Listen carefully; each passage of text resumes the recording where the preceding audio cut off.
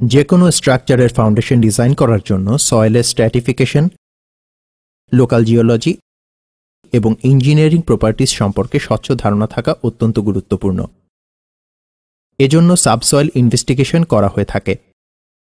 সাবসয়েল investigation প্রোগ্রামের planning এমনভাবে করা উচিত যেন প্রয়োজনীয় সকল ইনফরমেশন সংগ্রহ করে বিল্ডিংয়ের ফাউন্ডেশন প্রপারলি এবং ইকোনমিক্যালি ডিজাইন করা যায়। এখানে একটি বিষয় খুবই গুরুত্বপূর্ণ যে আমাদের দেশে অনেক ক্ষেত্রেই সয়েল ইনভেস্টিগেশনের কাজটি কোনো অভিজ্ঞ ইঞ্জিনিয়ারের তত্ত্বাবধানে না করে শুধুমাত্র ওয়ার্কারদের উপস্থিতিতে করা হয়ে থাকে, যা অত্যন্ত ক্ষতিকর। সয়েল এক্সপ্লোরেশনের কাজটি অবশ্যই অভিজ্ঞ জিওটেকনিক্যাল ইঞ্জিনিয়ারের তত্ত্বাবধানে পরিচালনা করতে হবে। সয়েল এক্সপ্লোরেশনের যে পার্টটা আছে এটা একটা ট্রিকি পার্ট, মানে এটা আমাদের অনেক ইঞ্জিনিয়াররা জানে না। সয়েল এক্সপ্লোরেশনের পারপাসটা কিন্তু এটা ভালো করে বুঝতে হবে। যিনি ফাউন্ডেশন ডিজাইন করবেন তার জন্য এটা খুবই দরকার। আর 2 নম্বর কথা হচ্ছে যে এলাকাতে এটা করতে যাচ্ছে তার জিওলজিক্যাল কন্ডিশন জানাটা খুবই এসেনশিয়াল, কারণ এই দুটো জিনিসের উপর নির্ভর করবে এখানে ইনভেস্টিগেশনের ইন্টেন্সিটি কত বেশি হবে বা কম হবে। এটা ইঞ্জিনিয়ারদের জানা দরকার, সাধারণ ওয়ার্কারদের এটা জানার কথা না।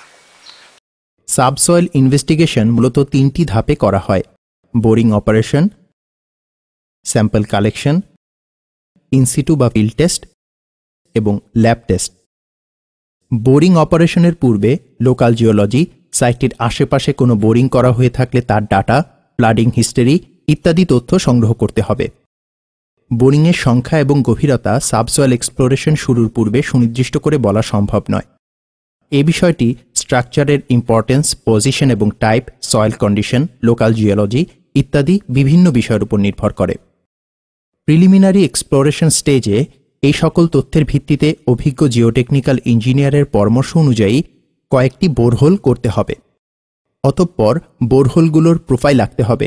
যদি বোরহোলগুলোর সয়েল প্রোফাইল রেগুলার হয় তাহলে ছোট স্ট্রাকচারের জন্য সাধারণত অ্যাডিশনাল বোরিং প্রয়োজন হয় না। তবে বোরহোলগুলোর প্রোফাইল যদি ইররেগুলার হয় তবে আরও কতগুলো বোরিং করতে হবে। এছাড়া ইম্পর্ট্যান্ট স্ট্রাকচার, টল বিল্ডিং, লার্জ বিল্ডিং এরিয়া ইত্যাদি ক্ষেত্রেও ডিটেল সয়েল ইনভেস্টিগেশন করা প্রয়োজন। ডেপথ অফ বোরিং মূলত ফাউন্ডেশনের ইনফ্লুয়েন্স মাটির কত নিচ পর্যন্ত যাবে, অর্থাৎ বিল্ডিংয়ের হাইট এবং উইডথ, সয়েল কন্ডিশন এবং টাইপ অফ ফাউন্ডেশনের উপর নির্ভর করে। যে ডেপথ পর্যন্ত সয়েলের সুইটেবল বেয়ারিং ক্যাপাসিটি পাওয়া না যায় সেই ডেপথ পর্যন্ত বোরিং এক্সটেন্ড করতে হবে। আমাদের দেশে অনেক ক্ষেত্রে বিভিন্ন ধরনের বিল্ডিংয়ের জন্য একই ডেপথের বোরিং করা হয়ে থাকে, যার ফলে অনেক সময় প্রয়োজনের অতিরিক্ত খরচ হয়ে যায়।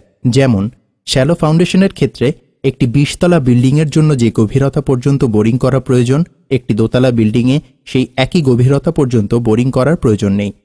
অপরদিকে পাইল ফাউন্ডেশনের ক্ষেত্রে অনেক সময় দেখা যায় যে ডেপথে গিয়ে পাইল শেষ হবে সেই ডেপথ পর্যন্ত বোরিং করা হয়নি।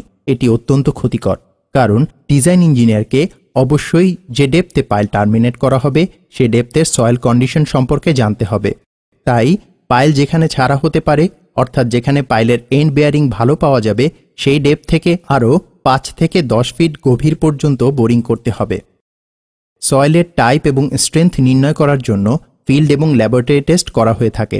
টাইপ অফ সয়েলের উপর ভিত্তি করে নির্ধারণ করা হয় কোন কোন ফিল্ড বা ল্যাবরেটরি টেস্ট করা হবে। এছাড়া ডিজাইন ইঞ্জিনিয়ারের কি কি সয়েল প্রপার্টিজ জানা প্রয়োজন সে অনুযায়ীও টেস্ট নির্ধারণ করা হয়ে থাকে। এখানে কোন ধরনের সয়েলের জন্য কোন কোন ল্যাবরেটরি টেস্ট এবং ফিল্ড টেস্ট করা উচিত এবং কোন টেস্ট থেকে সয়েলের কি কি প্রপার্টিজ জানা যায় তা একটি চার্টের মাধ্যমে দেখানো হলো। কি কি ল্যাবরেটরি টেস্ট করা হবে তা ঠিক করে সে অনুযায়ী ডিস্টার্ব অথবা আনডিস্টার্ব স্যাম্পল সংগ্রহ করতে হবে।